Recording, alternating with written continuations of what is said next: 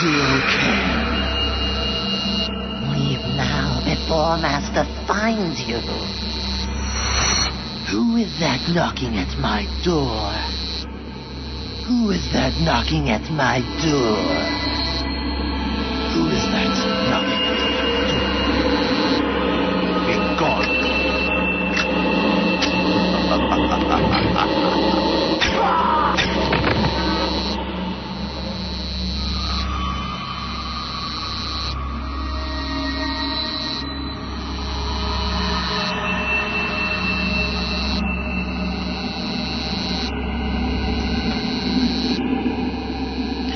Well, good evening and welcome to OffPlanet Radio Live. I guess you kind of noticed that we have a motif going tonight. This is, I guess, our long-planned, much hyped, greatly talked about, and much anticipated Halloween extravaganza, scary stories, wild tales, and we have a double header tonight, a double bill, as we we go into this season. You know, for me, it's not so much about Halloween as it is the time of year. And the air suddenly becomes crisp and the skies become clear, and somehow it feels like the veil gets a little bit thinner. And that's kind of the fun of going through seasons. So it is definitely that time of year, and we're going to have some fun tonight. We've got some wonderful guests with us tonight. First hour with us tonight is going to be Brad Steiger, who joins us to talk about his latest book. I am thrilled to have him on. Second hour tonight will be Steve Janier and Alex Rondini from Nocturnal Frequency Radio, and Richard Palmisano from the Searcher Group, a group of paranormalists who are going to share with a bit of humor, I hope, anyway, some of their stranger side. And I think it's time that we pull in my good friend and co-host, Chris Hawley from Long Island, New York. Good evening, Chris. Oh, good evening, and I'm ready for Halloween. I don't know about everybody else, but I'm waiting for it for some very crazy reasons, too, which I'll share later. We've got this wild thing going on right now. I'm calling it the lunar boomerang. It is last week's Hunter Moon full moon eclipse was spectacular, weird, and produced. I think a lot of people have noticed that there was something going on. I do. Do you know, it's the first time I've had relatives and friends call me and complain that the moon is like causing them so much trouble at work or with personal relationships and, you know, things like that. And I thought, wow, this is really strong this year, and the people are really, you know, feeling it. So that is very interesting. It is indeed. And let's see, just to get some things out of the way here, too.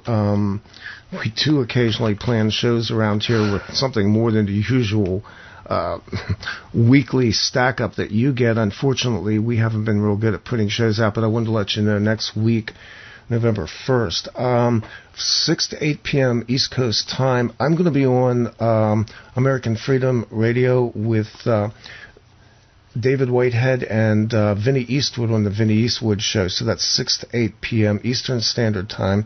Then we're going to jump over here, do a live show on offplanetradio.net from 10 p.m. till whenever.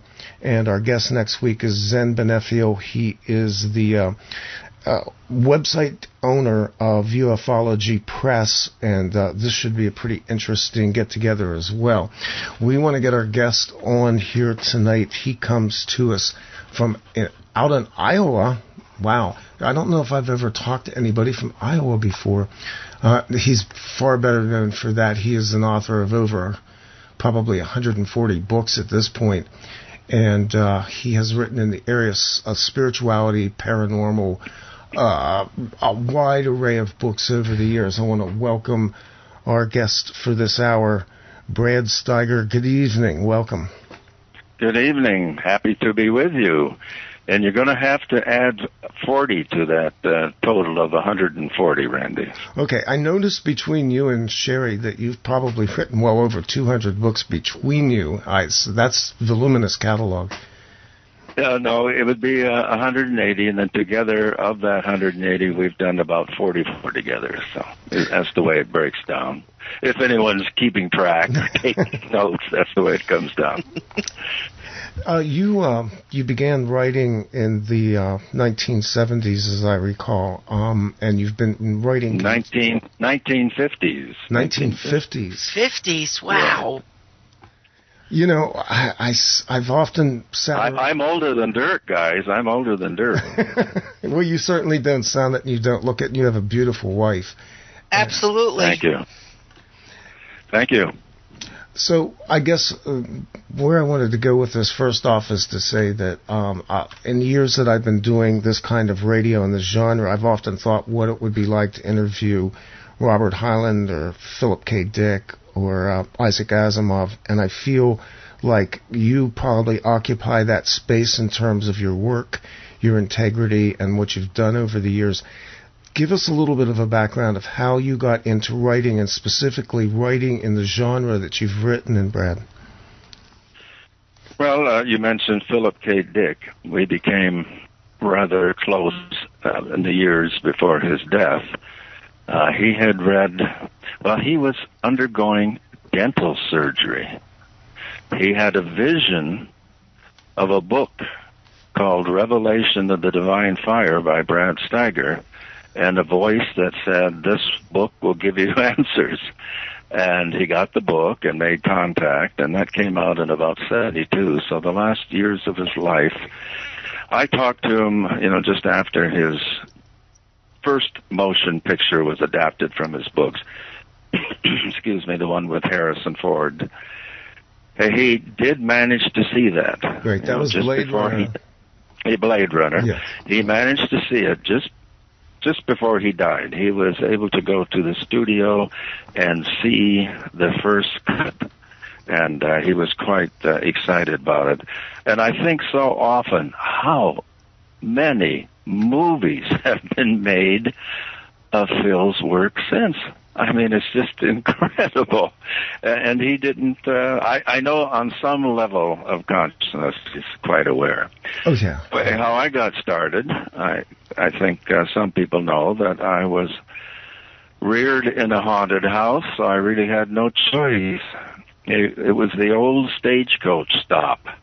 And the legends were that Jesse James and the Dalton brothers had stopped there when they were going up for the great Northfield, Minnesota raid. And it wasn't the stop itself that had been torn down, and the wood had been used to build the farmhouse that my great-grandfather had built when he came to this country. And we, my sister and I, and mother, mostly. My father was aware of the thumps and bumps and crashes, but I don't think he ever saw any of the entities, or at least he didn't admit it. But my sister and I, as we say, we're insomniacs today because every night we would see people obviously waiting for the stage. I mean, we're walking through in period costume. We didn't know it was period costume at the time. We just thought they were dressed in funny clothes. But that was... I suppose in one sense it was undoubtedly what stimulated me. And then when I was about 5 years old, I saw what we call in our tradition, a Scandinavian tradition, what we call a Nissa, or what you would call an elf. Mm-hmm.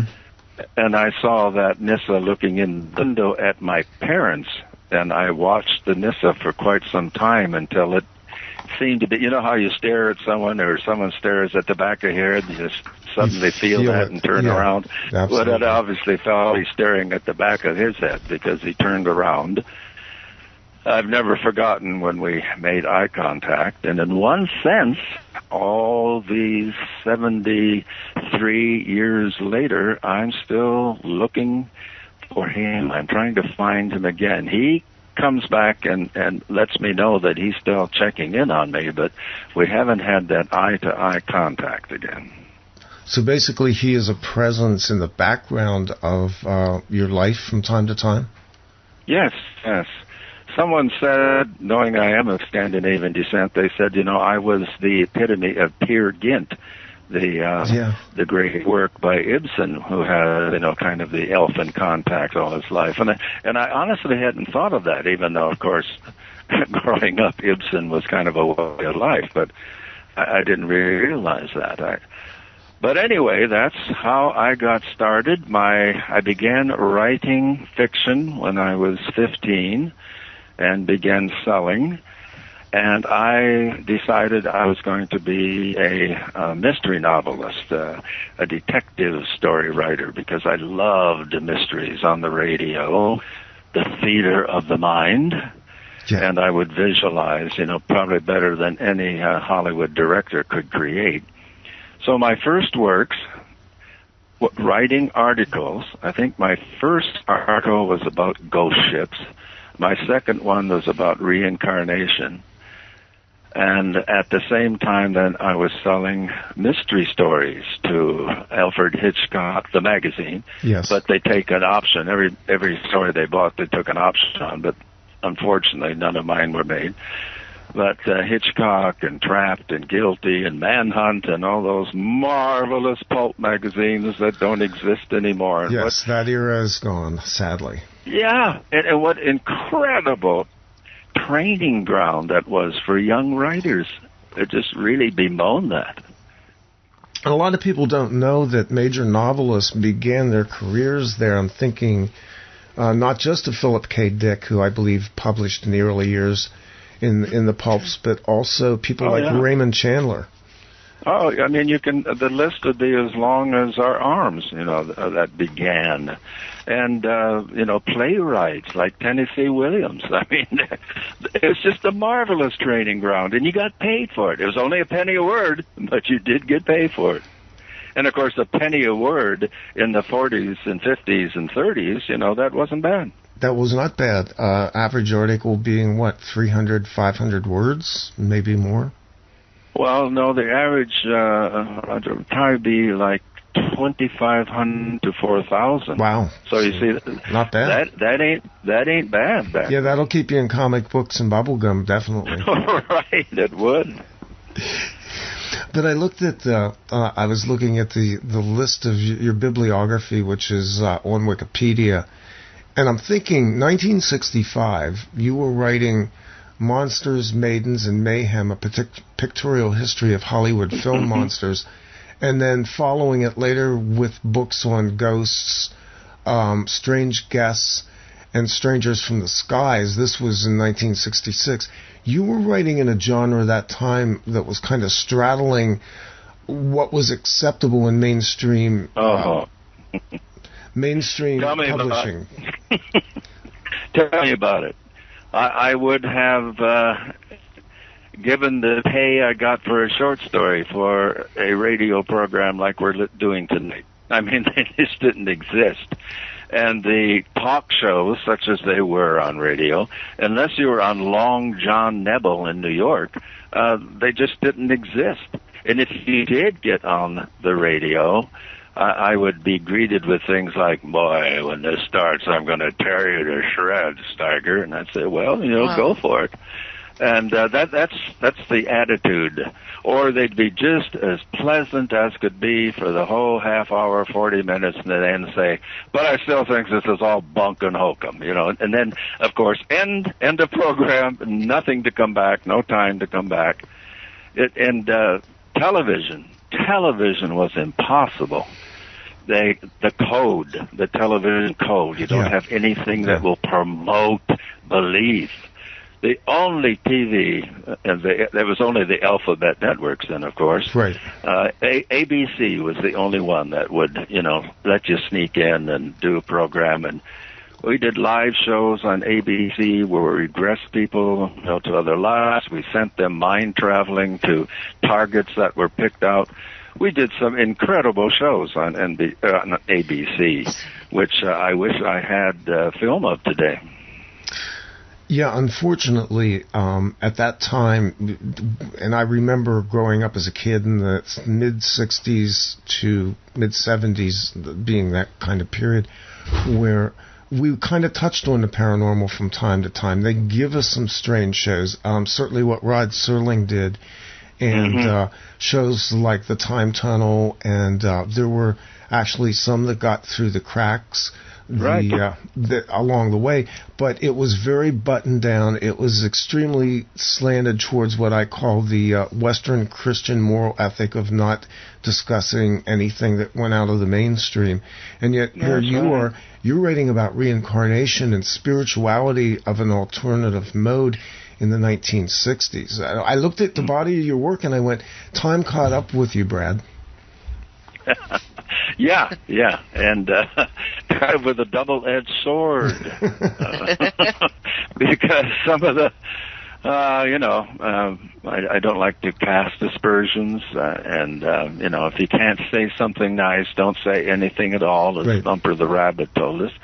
But some of the material that's on television now, and of course we get requests, including today, from programs who want to pick our brains or have us come on and so forth. There are a few producer directors that we will work with, but otherwise it's a double-edged sword. People have an openness now to the paranormal that they didn't have before, but now it's kind of so open their brains are falling out because it's more the, hey, gang, after the game, let's go play Ghostbuster.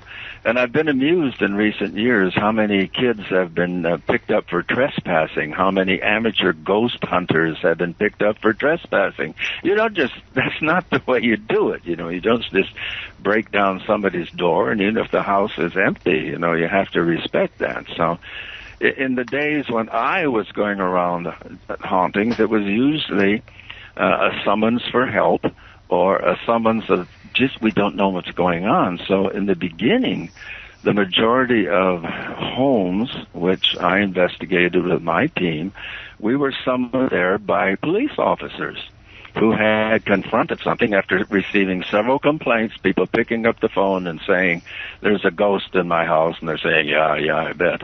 And then they go there and they find something that's not covered in the police manual. Then they would call us. And it was really a solid kind of summoning.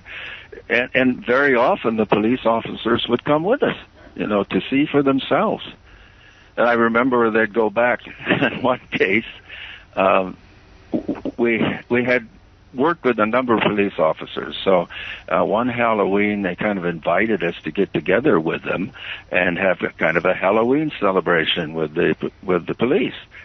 And so those who had been with us were telling some of the other officers what they'd seen. Well, we were in this one city where there was a haunting phenomenon that you could almost count on. I mean, it would be that regular and that real. So a couple of police officers, patrol officers, said, well, they're going to go out there and see for themselves. And they, honest to God, came back frightened. They said that the entity had pursued them. Well, I think it just manifested. It didn't pursue them. And they had actually taken out their police revolvers and fired at it, and then burned rubber coming back to tell us, we saw it. Well, then, of course, there was a steady stream of officers, I'm sure, going out there. But most wanted to take our word and take their word that they had seen something they couldn't explain. Do you feel that you had kind of a gifting in that area, that a natural ability to access, I guess, the fabric of the supernatural in a way that was uncommon? I know you're perceptive because you wrote a brilliant review of our most recent book. But Sherry and I were just discussing that a week ago. We were just saying, could the fact that when we'd investigate, or even when people would set us up and put us in a hotel room and not tell us that it was haunted or had the manifestation, or when we went various places, we said, could it be that, in one sense, we're like spirit magnets?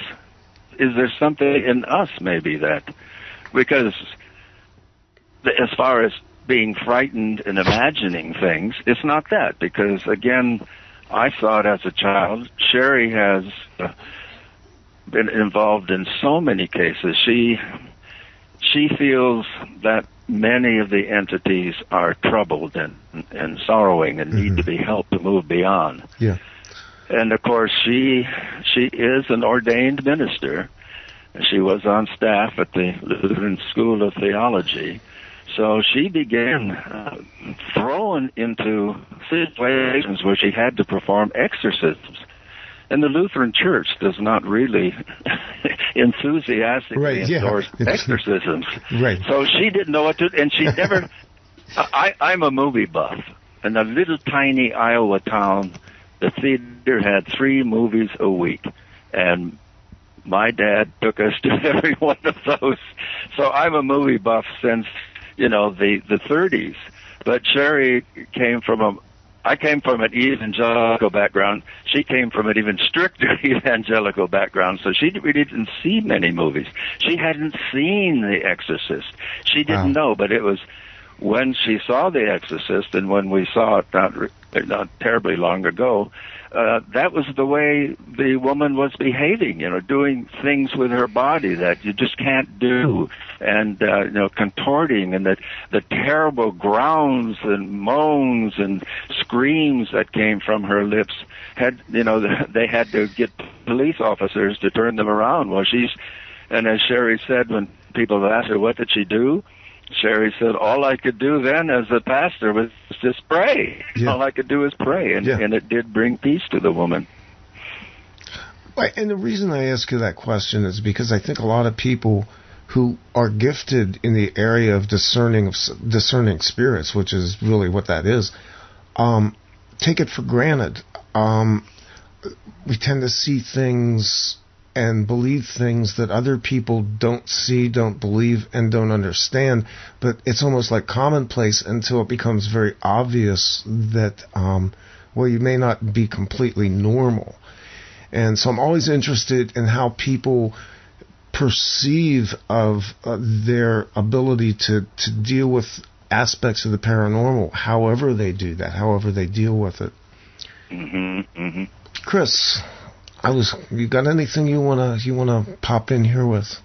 I'm just loving every second of this, and just love, Brad, everything you're telling us about. With Sherry, with that exorcism that she had to go through, she prayed through it.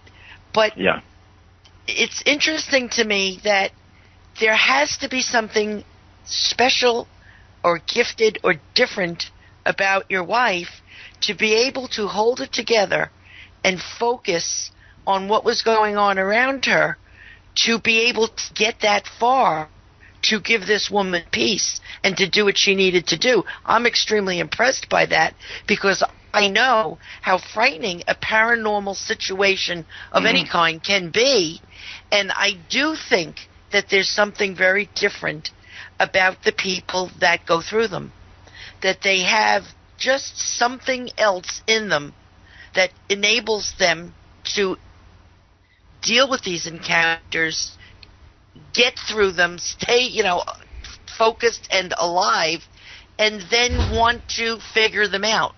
So, I'm very impressed by that entire story.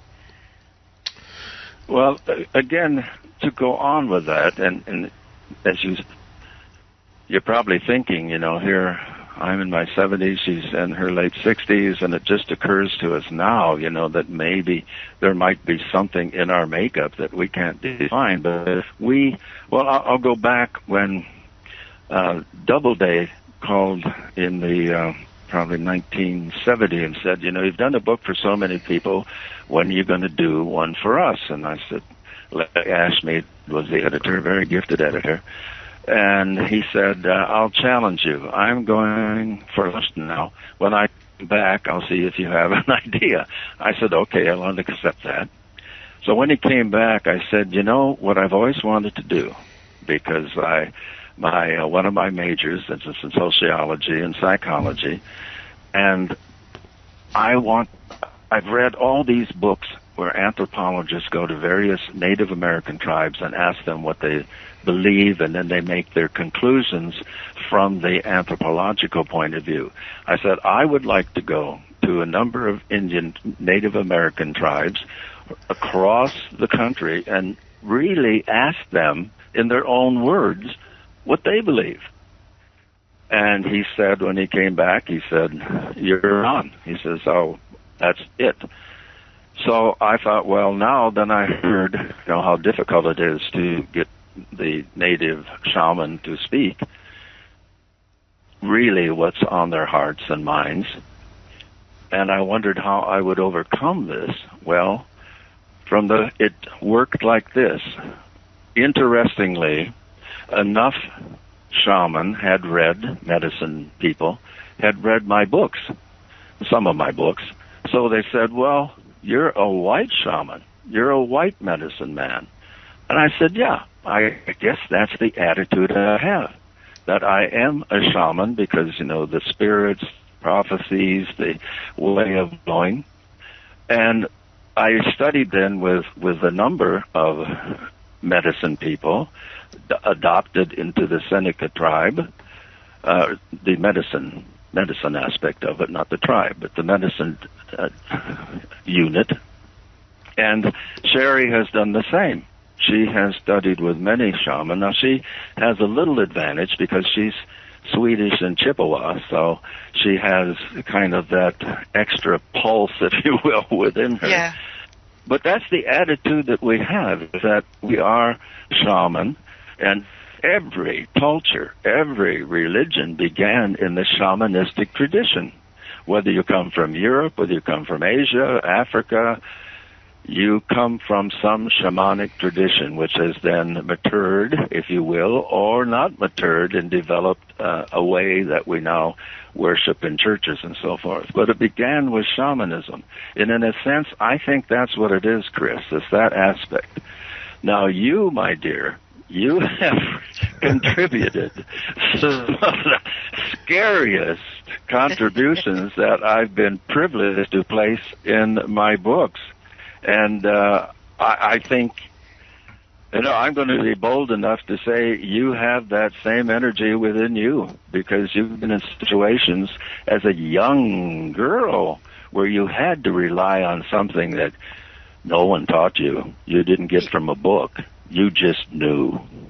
You know what? At this point in my life, because I'm 62 years old, I have to agree with you, because I think back now what I went through as like a 15-year-old girl, and I just don't know where I got the strength to get myself home, frankly, and alive. I don't either. Some of the stories you have told, I don't either. They were just, and I wrote about it quite a few times, and I'm going to write about it again. Is fear is the thing you have to conquer when you deal with these subjects, the subjects that I write about, and you write about, that we all are interested in, and even Randy. You have to be fearless to walk into the unknown and deal with it face-to-face and head-on. And I had a psychic I just interviewed. She hates the word psychic. I have to call her. She's a mystic medium. She talks to the dead all the time, and to her it's natural at this point. It's just something, part of her. And she said, though, to deal with any of this, you have to be fearless. Otherwise, you can't get the message. You can't understand what they're trying to tell you. You cannot communicate when you need to. And then, in her case, when she gets a message, she knows she can't fight that. If she is told something or, has a message or communication, she just has to deal with it as whatever it is. So, lately I have this coming at me from many directions, and then tonight you're telling me like the same thing. And I do believe that all of us that deal with this and have done so personally have that fearless something in us that allows us to do it. And I have to wonder, why do we all have it? And if we, to bring everyone else out there a bit along the road to understanding all these things. Because if we didn't do it, it would just stay in the dark. And I don't have to tell you, Brad, trying to bring society along out of the dark ages to face things like your new book, what you're writing about, is not an easy task. So let's just say we are the messages. Maybe we are chosen, and to do that, we had to be a little bit braver and stronger than maybe we even wanted to be. I'm going to say this. Looking at the body of work that both of you have done over the years, I'm really the newbie here. But by the same token, we're now at a time when it does appear like some of this is opening up. And it was really, when I was reading your new book, Brad, and for people who may not be aware, we do have the graphic up. The book is called Real Encounters, Different Dimensions and Otherworldly Beings, and it's written by our guest tonight, Brad Steiger, with his wife, Sherry Hansen Steiger. And this book, I've gone through it a few times, and I admit I cherry-pick things, but as I went through the book, I was struck by the number of experiences that I've heard echoed in face-to-face or person-to-person conversations over the last 7 years that I've been doing this kind of research and radio shows. And I get the sense that you guys were kind of the forerunners, that you kind of opened the door at a time when this wasn't popular, it wasn't chic, it wasn't hip, and forged ahead against the tides of the Western culture to open up this shamanic tradition, this mystical aspect that has just, I think, been bred and bled out of us as Westerners. Yes, it has. And that's the book, Divine Fire, Revelation of Divine Fire. People had said to me early on, you must be channeling information. I said, no. I looked upon it as, I couldn't come up with that myself. I had to get it from somewhere else, and my ego was involved there. Well, we're for Revelation of Divine Fire, which has been one of my big sellers with Mysteries of Time and Space, Real Ghosts, Restless Spirits, and Haunted Places, and so forth. But this is way back. And that was channeled in the sense that it was a robed figure who appeared beside the bed. And, of course, I did what a trained psychic researcher would do. I got up and tried to hit it. Because, it's in your bedroom, and someone in a robe standing there waving its hands in the air. I thought, how did you get in here? And what have you meant to do? And then the voice said, don't be afraid. And I think it was not he, but we won't hurt you. And then, which is difficult for me to just shut it off, I'm, like I said, insomniac. It's the most difficult thing for me is to fall asleep. But I fell to asleep. When I awakened, I had the outline of a book, who I should interview, who I should call, what I should do with it. Now, the next night, I was thinking, is this going to replicate itself?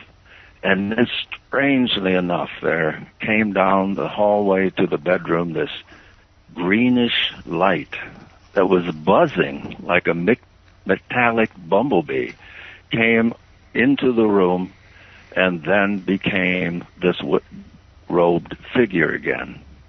I had the complete outline again, fleshed out more than before, but not that I heard. I mean, this had to be seconds, but when I awakened, I had these pages and pages and pages. So that is the book that over the years people will come up to me at lectures and so forth and say, that came to me at a time when I needed it. The teachings therein, were just what I needed, and that helped around. And even celebrities and movie stars would call and say I was having trouble with my children at that time, and et cetera, and that helped me.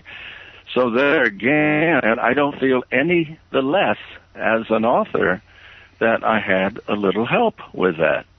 And again, spirit guide, if you want to say that, angel. Yeah. The whatever this entity was, in the shamanic tradition, and Sherry had encountered him independently. We have called him Elijah. We don't know what the name is. But Sherry, before we had met, but we figured out it was almost exactly the same time. She was in deep meditation, and when she opened her eyes, she saw a robed figure and in sandals walking away from her, and heard Elijah, Elijah, Elijah coming. So we have just called him Elijah. We don't ask his name, and we never call upon him. I mean, that's the shamanic tradition. You don't call upon your spirit guide for help. You're just receptive. You try to have a receptive attitude at all times to get the information that's being directed toward you. So I didn't think back in the 60s when I was turning out so many books that I would ever have that kind of personal channeling experience. And I have to say, the entity has only appeared twice to me. After that, the second time, I did see like a library behind him. And that's when I had terrible sores all over my body. I don't know where they came from. I don't know what they were. But I was like Job. I was going to say, my God, that sounds just like going through a Job experience. It was. And maybe that's what it was, because the entity, the guide, appeared to me and told me to eat a very simple combination of ingredients to be found in any kitchen. And after suffering this for at least a week, within an hour of imbibing the recipe, the sores were gone completely, and thank God they'd never returned, and I hope they never do. And then the third time was when I had met a young woman I had met briefly before when she was on her way to England, and thinking, wow, I'm sure I'll never see her again, but I wish I would, because she looks a lot like images that have been in my mind since I was a little boy. Mm-hmm. So, incredibly, a woman who I had never met, and I found out later Sherry had never met, sat beside me at a lecture and say, "Oh, Sherry told me when I saw you tonight to give you her love." And I said, "You know Sherry? I thought she was in England or Los Angeles or wherever." She says, no, she's here in Phoenix, and we have a class together. We go to class together. Well, I went home, and there in the phone book, I went back to my apartment, and there in the phone book, Reverend Sherry Hansen.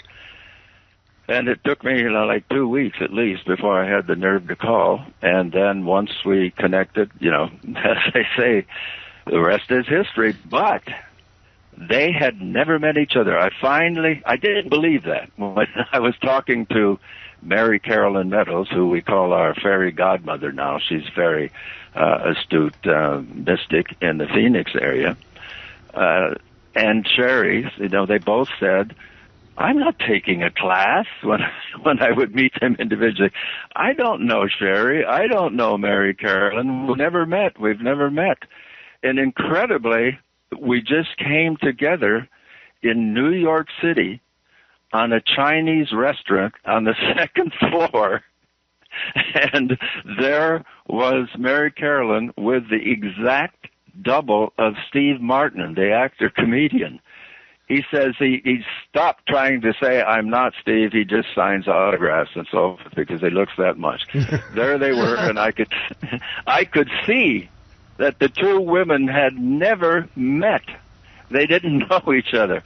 But Mary Carolyn, God bless her forever, she was, what should we say, possessed in a good way? Possessed in a good way by our guides. And she gave the message. Yeah. I bring you, and Sherry sends her love, but she'd never met her, and she didn't. And she doesn't remember saying anything except, "How are you?" And then she said, "Are you Brad Steiger?" And I said, "Yes, I am."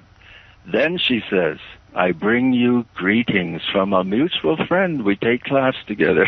So it will happen, if it is to be, it will happen. And, this is, that's our love story. And, we cherish it. It's a great one. It's a wonderful story. It seems as though you're very aware and paying attention to these things that pop into your reality stream. And again, it's kind of a benchmark with people that are spiritually sensitive, that they have this awareness. I've spoken with a lot of people over the years who have said, well, I've never had a paranormal experience. I've never had a spirit visitor.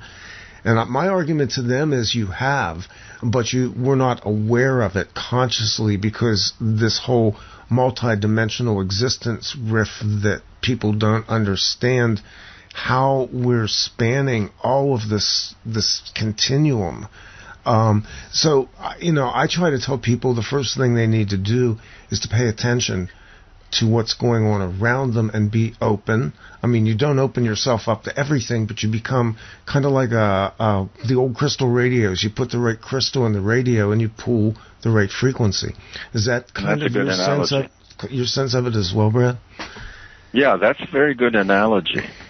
And that's why in the book that we're talking about now, The Real Encounters, we say that after all these years of investigating, whether it's ghosts or aliens or angels or spirit guides, demons, whatever, we look upon this as really multidimensional. And as you're saying, and it's interesting, you use the crystal radio, we feel we're just a frequency away. These energies are all around us, but we have to tune in. Now, what makes us tune in? Now, this is also a respectful book for those who have these experiences. Mm-hmm. Because, whether they think it's an alien that they've met or even a monster, the one thing that they share is that their concept of reality has been forever expanded. Some people consider these life-altering, epiphany, an illumination, but whatever encounter they've had, it's part of an eternal now that's with them. And they look upon it as the most significant event in their life. And it remains charging. It remains with that energy, feeding always. There is more to reality than we have dreamed. There is more to the world. There is more to you. There is more to you as an individual sovereign being than our society, our sciences, and even our religions have led us to believe. And that's actually what this book brings out. Anybody that's checked the website lately or on Amazon under this book knows I wrote a review of the book, and when I began to scan through this book, I was like, wow, you guys nailed it. Because what we've been doing on this show for a lot of years, and what Chris has been doing, I think any of us that are openly investigating the paranormal, spirituality, metaphysics, whatever you want to call it, are looking for the connective tissue between seemingly disparate things. At any given time, I'm sifting through information about apparitions, about UFOs, about extraterrestrials, and at the same time, I'm looking at spirituality, I'm looking at alternative energy systems, fringe science, and things like that. And all of these things, to me, have a connective fabric, but I've never been able to completely stream it all together quite the way you did with this book, you and Sherry. And we are so delighted that you picked up on it. When I saw his review for the first time, I said, Sherry, you've got to stop whatever you're doing and read this. She read it, and we looked at each other and said, he got it. He got it. Here's someone who read the book. And when you say in your review that it's kind of a unified field theory of the paranormal. I thought, beautiful. He nailed it. Well, like I said, that's kind of been the quest that we're on. And it goes in a lot of different directions, but being able to pull together this many threads, I mean, you have obviously the normal things, monsters, phantoms, specters, the UFO stories, the ancient gods, but you pull into this your own personal inflections. Your own narrative is really what connects it, connects the stories together. It makes it a seamless fabric that you can just kind of pick this book up at any point and kind of begin streaming through it. And I have to say, both of you put a lot of yourselves into the book, including some of the stories you recount from personal experience. Is there any one story here that's close to your heart, something that you shared from a special place, Brad? Well, I think the story of, the Elijah experience, I should mention that, well, the book came out with Prentice Hall, I think I mentioned that. Just before the book came out, I think you will find this very interesting. Just before the book was released, I got a letter from a musician in Chicago. And he said that he had received a copy of the book, Revelation of the Divine Fire, in the mail. Now, number one, that was strange because I didn't have a copy yet. I hadn't seen a copy yet. He said he got it in the mail, and he read through it, and he was just struck because he figured out at the same time, because I have, dates and so forth in it, he received a visitation from a robed figure who told him he was to write a book on contemporary revelation experience. It was outlined. He was to interview the same people I did. The same basic chapters were there. What he did was take a chapter from Jeremiah, that there is a fire that burns in my heart. I called my book The Divine Fire. We were that close. But he said, I'm a musician. And he said, I will modestly say I'm a talented musician, but I didn't have the muscles to write this. He says it came to you, and you had the literary muscles.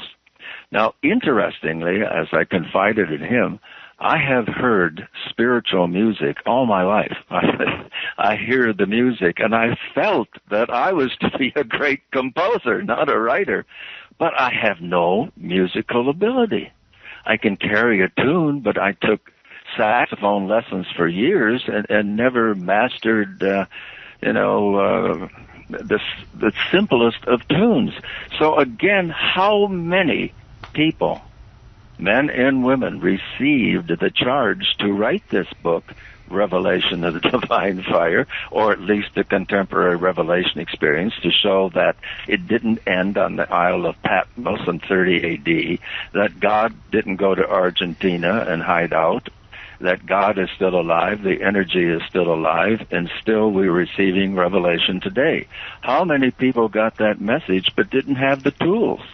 I had the tools, the muscles to do it. I called my editor to Prentice Hall and said I want to do a study of the contemporary revelatory experience. He just whistled and said, go for it.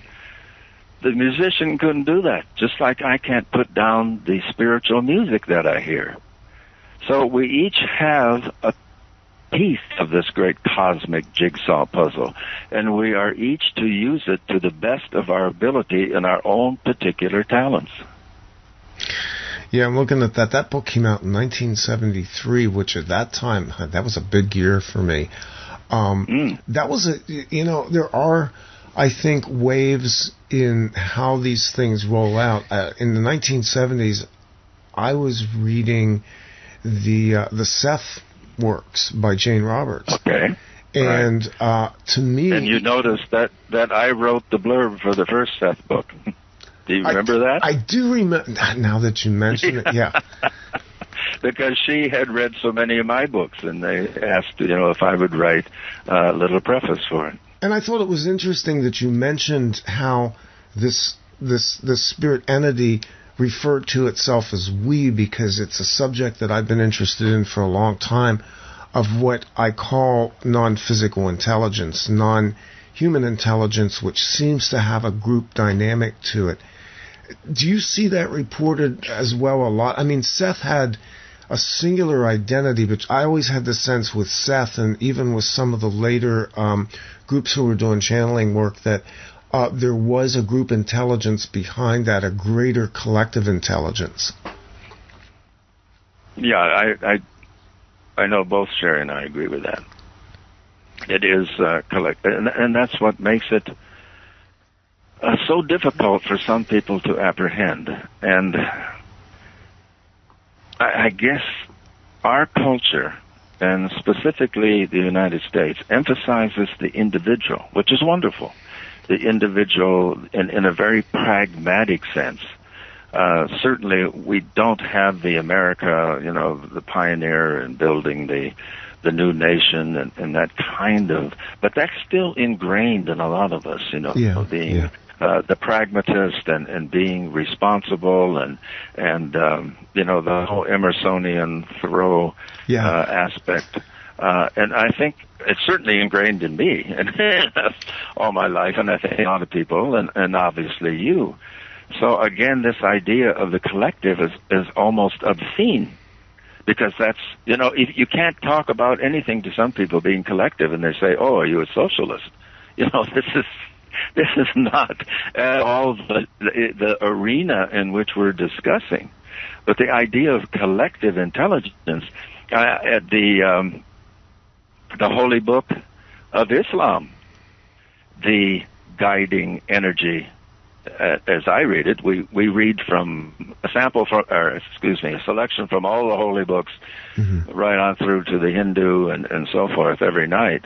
And from what I can ascertain, the collective, the God self, always speaks as we in the Quran.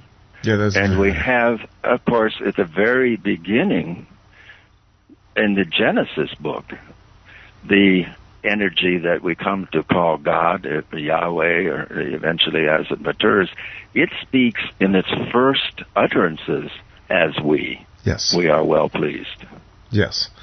Yeah, a lot of, my background is in evangelical Christianity years ago, like Sherry. I was ordained, and I studied the Bible my whole life. The opening of the Bible, the rendering that's given of God there, which is Elohim, is a collective entity as well. That's right. And so, we kind of tend to reject that. And, for me, the important part of this is that we've been so closed off by our culture and by the restrictions of dogmatic thought, whereas once people begin to break out of that, well, it's actually a collective in itself, isn't it? Once they break out of that mold, there's like an almost exponential growth possible, because you begin to embrace things from ancient cultures. You talked about the shamanic culture earlier. We're talking about cultures that go back, predating what we would call recorded history according to the biblical rule, because they're talking 6,000 years literally, but we're talking about cultures that may go back 40,000 years or more. Right. So you tapped into this early, and you've tapped into it often. That your writing career really doesn't have any boundaries. I was amazed as I looked through the list, Brad, at all the things you have written about over the years, and there really doesn't seem to be for you a lot of boundaries or taboos. You've kind of gone for what interests you and what at the time is your leading.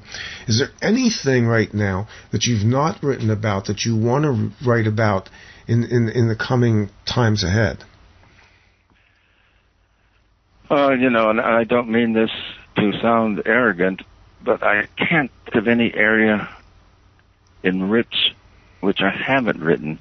But what I see now, one could say that numerous of my earlier books resulted in the present book that you hold now. Yes. Okay, so what I see, and with Sherry's added energy always, is to take some of the concepts, like worlds before our own, That was the book that was condemned when it came out because it dealt with pre-existing cultures and civilizations. Mm-hmm. Excuse me. Yep. Let me swallow. Sure, no problem. I took a drink and this swallowed there. Oh, that happens. This is live. This is live radio. We're allowed to cough and sneeze and do what we have to do. Yeah. Yeah.